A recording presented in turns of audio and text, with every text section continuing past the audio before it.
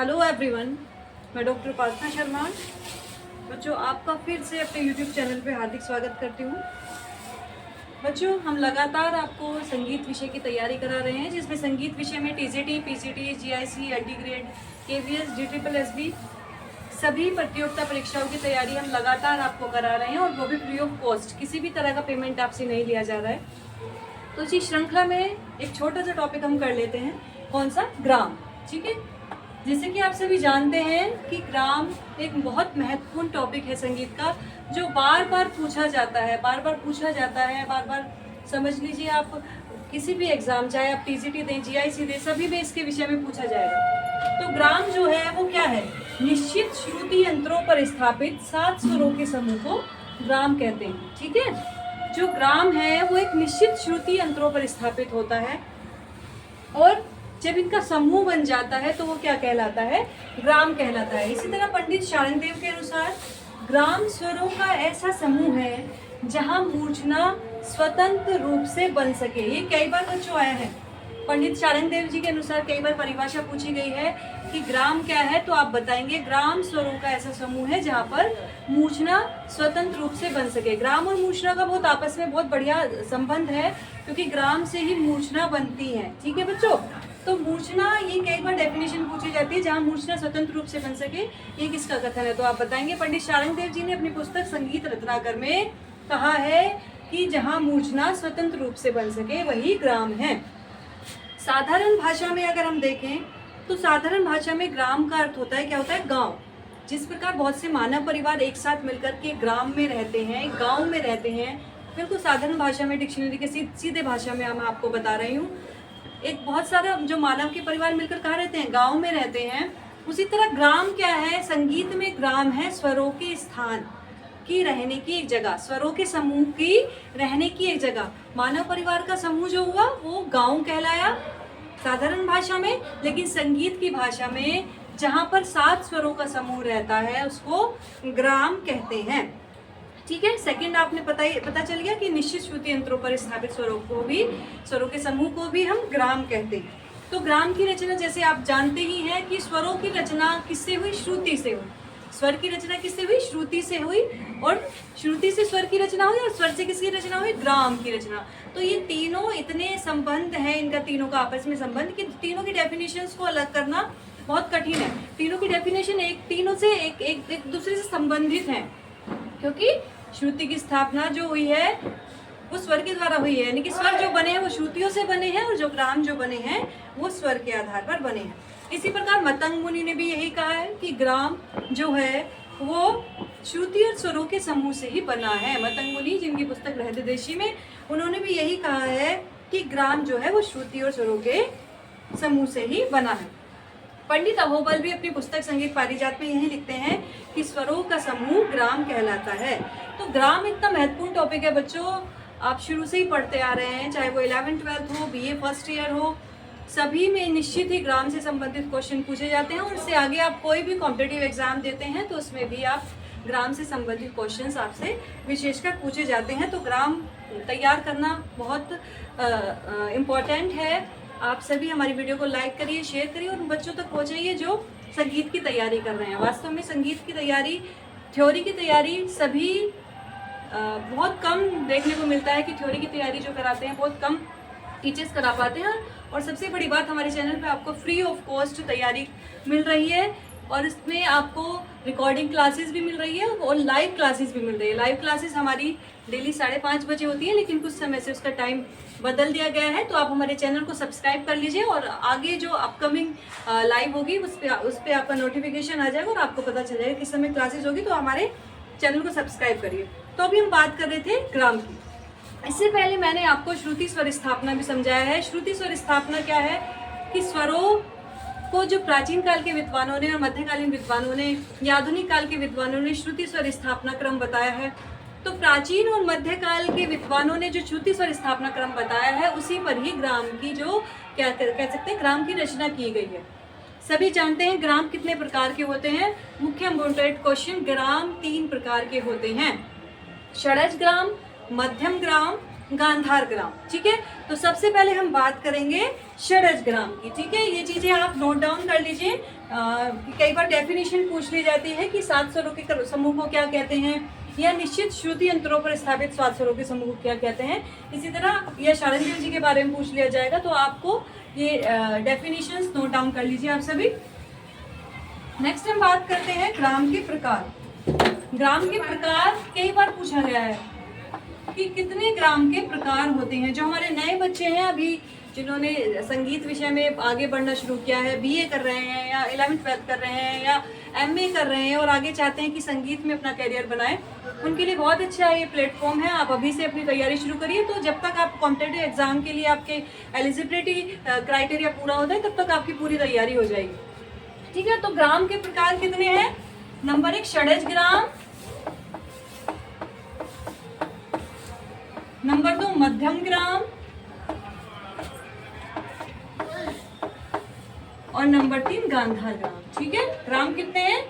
3, षडज ग्राम, मध्यम ग्राम और गांधार ग्राम। अभी हम षडज ग्राम की बात करते हैं। तो षडज ग्राम की स्थापना जो की गई है वो प्राचीन काल के विद्वानों और मध्यकालीन के विद्वानों के अनुसार की गई है, यानी कि चतुष्चय षडज मध्यम पंचम द्वैत निषाद गांधारो त्रिस्ति ऋषभ दैवत। इसी श्लोक को मद्देनजर रखते हुए, इसी श्लोक को ध्यान में रखते हुए षडज ग्राम की स्थापना की गई। अगर आपने श्रुति हमारा देखा हुआ होगा, क्लास 2 हमने श्रुति कराया है, तो आप उसमें देखिएगा किस तरह से प्राचीन काल के विद्वानों की स्थापना की गई है।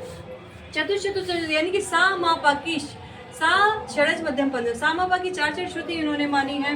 द्वैत निषाद गांधारो गांव ने की 2 श्रुति मानी है। तिस्ती ऋषभ धवत रेवर था की 3 श्रुति मानी है। किसने मानी है? प्राचीन काल विद्वानों ने और मध्यकालीन विद्वानों ने। ठीक है बच्चों, तो हम षडज ग्राम की बात करते हैं। षडज ग्राम भी क्या, मैंने आपको बताया, निश्चित श्रुति अंतरों पर। तो सबसे पहले हम क्या लिखेंगे? श्रुति लिखेंगे, श्रुति को जानेंगे। कितनी श्रुतियां हैं? सभी जानते हैं 22 श्रुतियां। बच्चों मैंने आपको पहले भी बताया है कि जितनी भी हमारी श्रुतियां हैं, आप उन श्रुतियों के नाम क्रम से बिल्कुल याद कर लीजिए, क्योंकि क्रम से बार बार पूछा जाता है कि कितनी श्रुतियां, कौन से नंबर पर कौन सी श्रुति है। प्राचीन काल के विद्वानों ने मध्यम की श्रुति पर रखा, उसका नाम क्या है। तो आपको क्रम तो पता ही होना चाहिए, उसके साथ तो उसका श्रुति का नाम भी पता हुआ होना चाहिए। तो हमारी कितनी श्रुति है? 22 श्रुति हैं। तो हम 22 श्रुतियों को इस तरह से लिख लेंगे और फिर उन पर हम षडज ग्राम की स्थापना करेंगे। तो जैसे कि मैंने आपको बताया कि षडज ग्राम की स्थापना प्राचीन काल के विद्वानों और मध्यकाल के विद्वानों के मत के अनुसार ही हुई है, यानी कि उन्होंने सा की 4 श्रुति मानी है, सा मा पा की 4 श्रुति मानी है। तो हम शुरू से 4 गिन लेंगे, 1 2 3 4, तो चौथी पर सा आ जाएगा। ठीक है, इसके बाद इन्होंने जो, हम सा के बाद कौन सा स्वर लेंगे? रे स्वर लेंगे। तो रे की श्रुति कितनी मानी है? द्वैत निषाद गंधारो तिस्त्री ऋषभ धैवत। तिस्त्री का मतलब 3, तो ऋषभ और धैवत की 3 श्रुति मानी है। तो 1 2 3 कहाँ से गिनेंगे हम? सा को छोड़ करके अगली श्रुति से हम गिनना शुरू करेंगे। कभी भी सा वाली श्रुति को नहीं जोड़ना, ये भी आप ध्यान रखना। जो हमारे नए बच्चे हैं, पुराने बच्चों को तो पता होगी ये चीजें। अगर हम इस तरह से काउंट करते हैं 4 या 3 या 2, कोई भी स्वर को हम काउंट करते हैं, तो आपको जो पहला स्वर है उससे आगे वाली श्रुति से काउंट करना है। तो रे कितनी श्रुति का है? 3, तो 1 2 3। ठीक है, इसी तरह ग कितनी श्रुति का है? द्वैत निषाद गांधारो, गा और नी 2 श्रुति का है, तो 8 और 9 पर हमारा क्या हो गया? गा। कौन सी श्रुति पर? गा। इसी तरह मध्यम 4 श्रुति का है, 1 2 3 4। 13वीं श्रुति पर हमने मध्यम की स्थापना की, किसमें? षडज ग्राम में। इसके बाद 14 15 16 17 पा भी हमारा 4 श्रुति का है, तो 17 पर हमारा पा हो गया। धा हमारा कितनी श्रुति का है? 1 2 3 श्रुति का है। तिस्त्री ऋषभ धैवत, रे और धा के 3 श्रुति है, और नी हमारा 2 श्रुति का है। ठीक है बच्चों, तो षडज ग्राम की स्थापना कैसे हुई? प्राचीन काल के विद्वानों और मध्यकालीन के विद्वानों के मत को ध्यान में रखते हुए। ठीक है बच्चों, तो ये आपको अच्छे से करना है कि षडज ग्राम हमारा किस तरह से बना, यानी कि इस तरह से हम मान लेते हैं कि षडज ग्राम की जो श्रुति हुई, षडज ग्राम का जो सा है वो चौथी श्रुति पर है, रे है, वो 7वीं श्रुति पर है, गा है वो 9वीं श्रुति पर है। ये हम श्रुति लिख रहे हैं, ठीक है, ठीक है। माँ जो है वो 13वीं श्रुति पर है, पा जो है वो 17वीं श्रुति पर है, धा है 20वीं श्रुति पर है, और नी जो है वो लास्ट श्रुति यानी कि 22वीं श्रुति पर विद्वानों ने स्थापित किया है। तो प्राचीन जो षडज ग्राम है वो किस ठाट के समान माना गया है? प्राचीन जो षडज ग्राम था वो आधुनिक समय के काफी ठाट के समान माना गया है। Very important questions note down कर लीजिए कि जो हमारा प्राचीन षडज ग्राम है वो आधुनिक काफी ठाट के समान है। और ग्राम क्या है? ग्राम एक प्रकार की पहले गायन शैलियां थी जो प्राचीन संगीत में गाई जाती थी, लेकिन आजकल इसका कोई प्रचलन नहीं। वर्तमान समय में क्या है? वर्तमान समय में ठाट राग का प्रचलन है, ठीक है बच्चों। प्राचीन षडज ग्राम आधुनिक काफी ठाट के समान माना जाता है, क्योंकि षडज ग्राम के रे गा धानी में, षडज ग्राम के रे गा धानी में 2-2 श्रुति का अंतर था, जो कोमल स्वरों का सप्तक है। इसका रीजन क्या था काफी ठाट को मानने के? क्योंकि षडज ग्राम के रे गा धानी स्वरों में 2-2 श्रुति का अंतर था, जो कि कोमल स्वरों का सप्तक है। और आजकल के जो हमारा काफी ठाट है उसमें भी जो कोमल हमारे रेगाधानी लगते हैं उसमें भी 2-2 श्रुति का अंतर है। इसलिए षडज ग्राम को किसके अंतर्गत माना गया? काफी ठाट के समान। कई बार क्वेश्चन आया है बच्चों, ध्यान से करिएगा। इसके बाद अगर हम बात करते हैं मध्यम ग्राम की, तो मध्यम ग्राम सेकंड ग्राम क्या है हमारा? मध्यम ग्राम, ठीक है। सभी वीडियो को लाइक कर दीजिए बच्चों, जो भी हमारी वीडियो देख रहा है सभी लाइक कर दीजिए। और अपने संगीत ग्रुप में जो भी आपके म्यूजिक फ्रेंड्स हैं या आपका जो भी सर्कल बना हुआ है, कोई ग्रुप बना हुआ होगा जिसमें भी आप जुड़े हुए हैं, या संगीत की कोई भी पढ़ाई कर रहा है, प्रभाकर कर रहा है, या तैयारी कर रहा है, एमए कर रहा है, बीए कर रहा है, उन सभी को हमारी वीडियो का लिंक भेजिएगा, क्योंकि ये बिल्कुल फ्री ऑफ कॉस्ट है। और ऐसे बच्चों तक जरूर पहुंचाइएगा बच्चों जो पेमेंट करने में पेमेंट नहीं कर पाते हैं, अफोर्ड नहीं कर पाते हैं पेमेंट करना। और इस पर आपको इस तरह से तैयारी करी जाएगी कि आप कोई भी एग्ज़ाम दें, चाहे वो DSSB हो, चाहे वो KVS हो, NVS हो, BPSC हो, STAT हो, कोई भी एग्ज़ाम हो वो सब आपका क्लियर होगा। क्योंकि ये सभी एग्ज़ाम मैं खुद दे चुकी हूँ। मैं आज असिस्टेंट प्रोफेसर पद पर हूँ, और इससे पहले मेरा LT ग्रेड पर सिलेक्शन हो चुका है, मेरा UPTCT में सिलेक्शन हो चुका है, PGT में सिलेक्शन हो चुका है, DSSB PGT में मेरा सिलेक्शन हो चुका है, KVS में मेरा सिलेक्शन हो चुका है। तो इन सभी में सभी की तैयारी मैंने करी है, क्योंकि मैंने उनको देखा है किस तरह से पेपर्स आते हैं और क्या क्या उनका पैटर्न रहता है। तो उसी तरह से मैं आपको तैयारी कराऊंगी बच्चों। तो ये हमारी वीडियो आप जरूर शेयर करिएगा, लाइक करिएगा। आगे हम स्टार्ट करते हैं मध्यम ग्राम, ठीक है। मध्यम ग्राम और षडज ग्राम में केवल एक ही अंतर था, केवल एक, और वो किसका अंतर था? पंचम का। जो मध्यम ग्राम का पंचम स्वर था वो षडज ग्राम के एक श्रुति पहले था। तो वापस हमें जो हमारे नए बच्चे हैं वो तो इजीली समझ लेंगे, लेकिन हमें अपने नए बच्चे को समझाने के लिए, जो हमारे नए स्टूडेंट्स हैं बीए के बच्चे, उनको समझाने के लिए वापस से हमें मध्यम ग्राम बनाना पड़ेगा।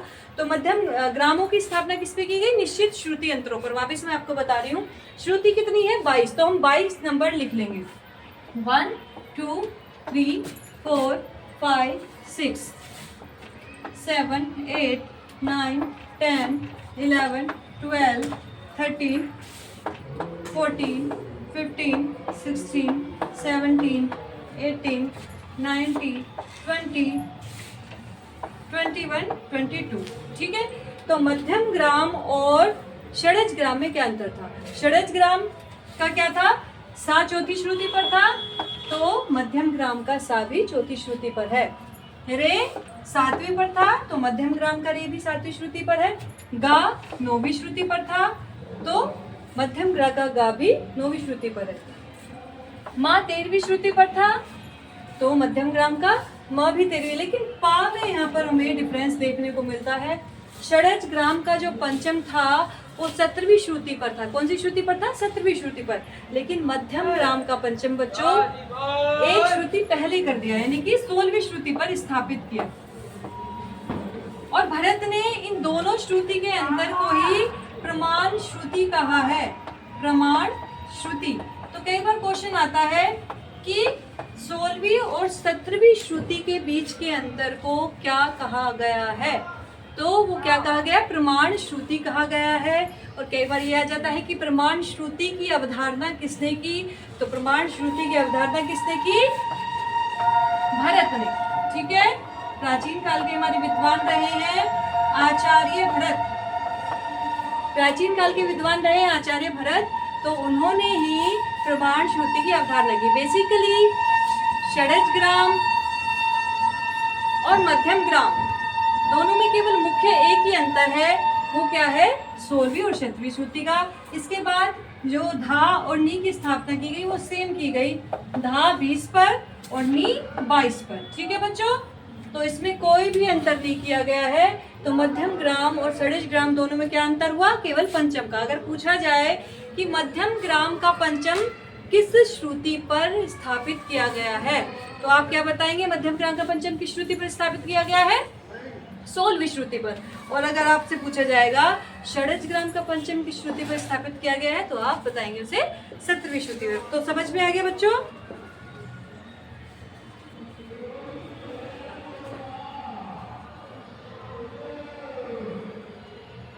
ठीक है, इसके बाद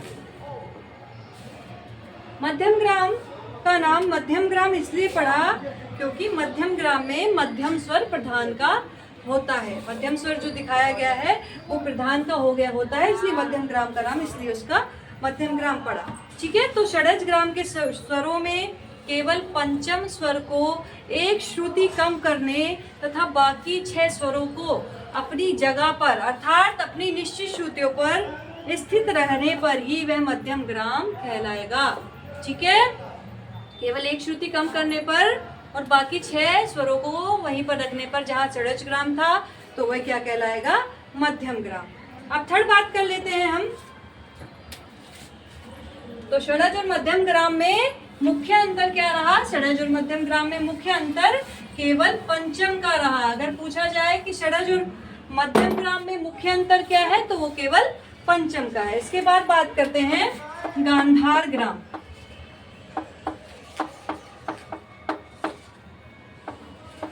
बच्चों, गांधार ग्राम के विषय में बताया गया है कि गांधार ग्राम का किसी भी ग्रंथ में पूर्ण प्रमाणिक विवरण नहीं मिलता है। गांधार ग्राम के विषय में किसी भी संगीत शास्त्रों में भी वर्णन नहीं मिलता है। गांधार ग्राम का पता तो प्राचीन काल में ही नहीं था और उस समय का कोई भी संगीतज्ञ बता ही नहीं सकता था कि गांधार ग्राम का स्वरूप किस प्रकार था। तो इस प्रकार गांधार ग्राम का पता ही नहीं चला। सेकंड बात कि गांधार ग्राम का जो मुख्य क्वेश्चन पूछा जाता है कि गांधार ग्राम को और किस नाम से जाना जाता है, तो गांधार ग्राम को निषाद ग्राम के नाम से भी जाना जाता है। क्योंकि जब गांधार ग्राम को हम बनाते हैं, इससे पूर्व गांधार ग्राम को जब बताते हैं तो नी से शुरू करते हैं। तो पहले इसका नाम क्या था, प्राचीन समय में गांधार ग्राम का नाम था निषाद ग्राम। ठीक है, क्योंकि फिर बाद में चलकर कहते हैं कि गंधर्वों द्वारा इसका प्रयोग होने के कारण, जो गंधर्व थे, गंधर्व की अप्सराएं जो थी देवलोक में, उनके द्वारा इसका प्रयोग होने पर इसका नाम गंधर्व ग्राम हुआ। इसका नाम गंधर्व ग्राम हुआ और फिर आगे चलकर इसका जो रूप बदलता गया और गंधर्व से क्या बन गया, गांधर्व। तो जैसे कि आप सभी को पता है बच्चों, संगीत जो है वो ईश्वरीय देन है। संगीत किसी मनुष्य की बनाई गई चीज नहीं है, ये तो हमारे देवलोक से ही आई है। सबसे माना जाता है ना कि इसकी उत्पत्ति ब्रह्मा जी ने की थी, फिर आगे चल कर ये शिक्षा शिव जी को गई, फिर सरस्वती माता को गई, इस तरह से, और ये पृथ्वीलोक पर आई। लेकिन इसी तरह जो ये गांधार ग्राम था, ये भी पूर्ण तरह देवलोक में ही इसका प्रयोग किया जाता था। किसी भी संगीत शास्त्र में इसके बारे में सुनने को नहीं मिलता कि ये किस तरह से था। तो इसका यही मिलता है कि इसका प्रारंभ स्वर, यह वास्तव में उस समय क्या था, इसका जो प्रयोग किया जाता था वो देवलोक भी किया जाता था। इतना इसके बारे में पता चला है कि इसका प्रारंभ स्वर निषाद स्वर था। इसका प्रारंभ स्वर निषाद स्वर से इसको शुरू किया जाता था और इसलिए इसको निषाद ग्राम कहा जाता था। किंतु गंधर्वों द्वारा इसका प्रयोग होने के कारण इसका आगे चलकर नाम क्या हो गया, गंधर्व से थोड़ा सा आगे चलकर आप अपभ्रंश रूप एक तरह से कह सकते हैं, वो गांधार ग्राम हो गया। तो इसमें संदेह नहीं है कि प्राचीन समय में केवल 2 ही ग्रामों का उल्लेख मिलता है, अर्थात षडज ग्राम और मध्यम ग्राम का, षडज ग्राम और मध्यम ग्राम का। अब इसमें क्या था कि गांधार ग्राम का प्रचार जो होता था वो प्राचीन समय भी नहीं होता था, ना ही किसको उसको पता था, लेकिन मध्यम ग्राम का जो प्रचलन था वो मध्यकाल तक था। मध्यकाल के बाद मध्यम ग्राम भी लोप होता चला गया और वर्तमान समय में आधुनिक काल में केवल षडज ग्राम का ही प्रचलन है। ठीक है बच्चों, तो आज का ग्राम आपको समझ में आया। ग्राम की डेफिनेशंस और ग्राम के प्रकार, हमारे ग्राम की डेफिनेशंस आप सभी को पता चल गई है। पंडित शारण देव ने क्या कहा है कि ग्राम से ही मूर्छना बनती है और ऐसा समूह जहाँ मूर्छना स्वतंत्र रूप से बन सके वो ग्राम कहलाता है। इसी तरह अलग अलग विद्वानों ने अलग अलग परिभाषाएं दी हैं। आप इसे जरूर तैयार करिएगा, एग्जाम में जरूर आएगा। हमारे चैनल को सब्सक्राइब करें बच्चों, और उन बच्चों तक पहुँचाए जो संगीत की पढ़ाई करना चाहते हैं और संगीत के क्षेत्र में आगे बढ़ना चाहते हैं। ये फ्री ऑफ कॉस्ट क्लासेस है आपकी, कोई भी पेमेंट आपसे नहीं लिया जाएगा किसी भी प्रकार का। आप हमारे टेलीग्राम ग्रुप से अगर जुड़ना चाहते हैं तो हमारे जो चैनल है, चैनल के डिस्क्रिप्शन में, जैसे ही चैनल को आप व्यू चैनल करेंगे, डिस्क्रिप्शन में हमारा लिंक पड़ा हुआ है, टेलीग्राम लिंक पड़ा हुआ है, आप उसे प्रेस करेंगे तो आप ग्रुप में जुड़ जाएंगे। वहाँ पर भी हम आपसे विभिन्न प्रकार के क्वेश्चंस क्विज द्वारा हम पूछते हैं, जिससे आपकी तैयारी और ज़्यादा निश्चित होती है। हमारी लाइव क्लास भी डेली होती है, आप हमारी लाइव क्लास से जुड़िए, जिसपे हम जो पुरानी प्रतियोगिता परीक्षाएं से संबंधित क्वेश्चंस जो बार बार पूछे गए हैं वो आपको कराते हैं, और उसके साथ साथ जो लगता है कि अभी आ सकते हैं जो मोस्ट इम्पोर्टेंट क्वेश्चंस है वो भी हम आपको कराते हैं। तो आप हमारी लाइव क्लास से भी जुड़िएगा। Thank you so much. कल फिर नए टॉपिक के साथ मिलेंगे। Bye bye.